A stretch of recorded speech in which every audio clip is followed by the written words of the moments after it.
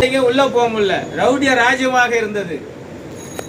நான்லாம் அப்போ நகரமன்ற உறுப்பினர், தீவா விஸ்வநாதன் நகராட்சி மன்ற தலைவர், முகுந்தன் அந்த வார்டு 40வது காங்கிரஸ்காருடைய மாமன்ற உறுப்பினர் முகுந்தன். அந்த பகுதியில் கான்கார்ல அவ்வளோ பிரச்சனைகள் இருந்தது.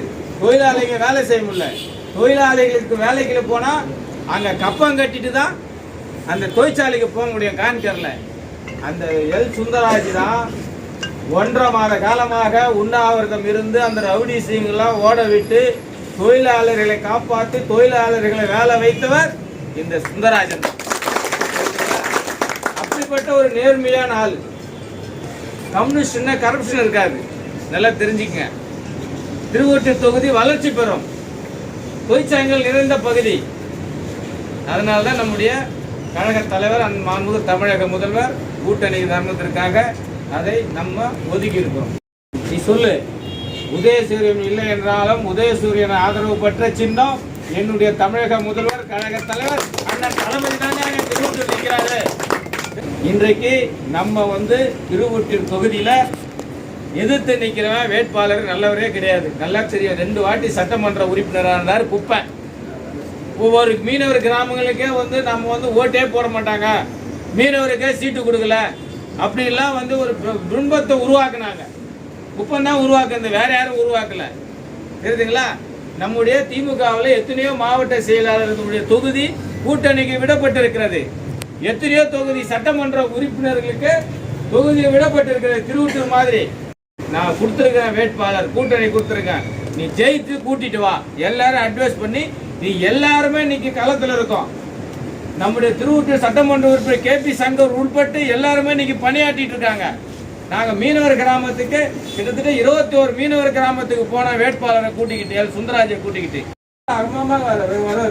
அவங்க சொல்றாங்க சமுதாயம் எங்களுக்கு முக்கியம் இல்லை, இந்த ஆட்சி தமிழக முதல்வர் மீனவ சமுதாய மக்களுக்காக நிறைய சாதனைகளை பண்ணியிருக்காரு அப்படின்னு எல்லா ஊர் ஜனங்களும் சொல்றாங்க.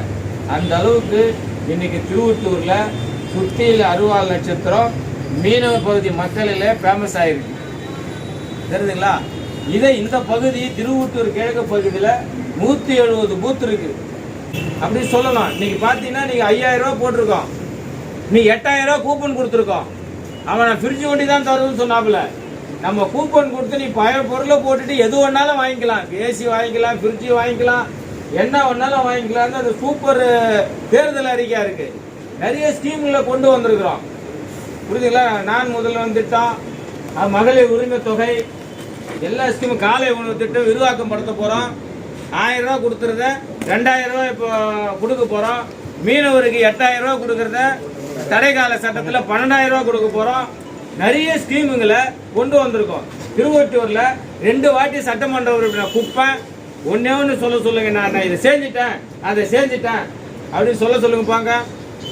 89ல் 2 ஆண்டு காலம் சட்டமன்ற உறுப்பினர் இருந்தார் TK பழனிசாமி. அவரு கொண்டு வந்துதான் பஞ்சட்டி குடிநீர் திட்டம். ராஜீவ்காந்தி அவர் இறந்தப்போ ஆட்சி மாற்றம் குப்பை சட்டமன்ற உறுப்பினர் ஆகிறாரு. அப்ப பஞ்சட்டி குடிநீர் அவர் ஓபன் பண்றாரு. இது யாரு? TKP கொண்டு வந்தது. 71 72ல் மாவேனா சட்டமன்ற உறுப்பினருக்கு சொல்தான் திருவொற்றியூருக்கு பாதாள சேகரம் திட்டம் கொண்டு வந்தது. யாரும் கொண்டு வரல. அதுக்கப்புறம் TC விஜய் இருந்தாரு.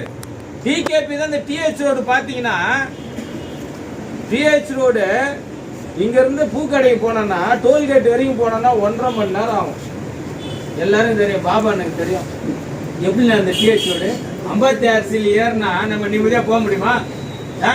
89ல் அவர் சட்டமன்ற உறுப்பினராக தான் பெரிய பெரிய மலை கல் எல்லாம் போட்டு ஹைட் ஆக்கி அந்த ரோடே சீர்படுத்தினான் TH ரோட. தெரியுதுங்களா? TC விஜயருக்கு சொல்ல அவ்வளவு பணிகள். அதுக்கப்புறம் KPP சாமி சட்டமன்ற உறுப்பினர் அமைச்சராருக்கு சொல்லதான் மெட்ரோ திட்டத்தை தொண்டு நிறுவனங்கள் சமூக ஆர்வலர்கள் 1 மாசம் போராடுறாங்க. அண்ணன் ராஜேந்திரன் இருக்காரு, எல்லாமே இருக்காங்க. இதுல இருக்கிறவங்க GVR தலைமையில, துரராஜ் தலைமையில எல்லாமே அமைப்புகளும் 1 மாசம் மனித சங்கிலின்னு போராடுறாங்க. அப்ப சட்டமன்றம் நடக்குது. KPP சாமி விவாதத்துல சொல்றார், என்னுடைய தொகுதிக்கு தங்கசாலை இருந்து விம்கோ வரை மெட்ரோ திட்டத்தை கொண்டு வரணும் முத்தமிழ் தலைவர் அவர்களே சொல்ல தலைவர் கலைஞர் தான் அன்றைக்கு முதலமைச்சராக இருக்கின்ற போது 2008 அந்த ஸ்கீமே போடுறார், நிதி ஒதுக்கீடு செய்யறார். யாரு? நம்ம தலைவர் தான் முதலமைச்சராக. மெட்ரோ திட்டத்துக்கு அன்றைக்கு தான் பண்டு ஒதுக்கி சாயில் டெஸ்டுக்கு ஆணை எடுக்கிறது நம்முடைய திராவிட முன்னேற்ற கழக அரசாங்கம். மெட்ரோ திட்டத்தை நாம தான் கொண்டு வரோம் மெட்ரோ ரயில.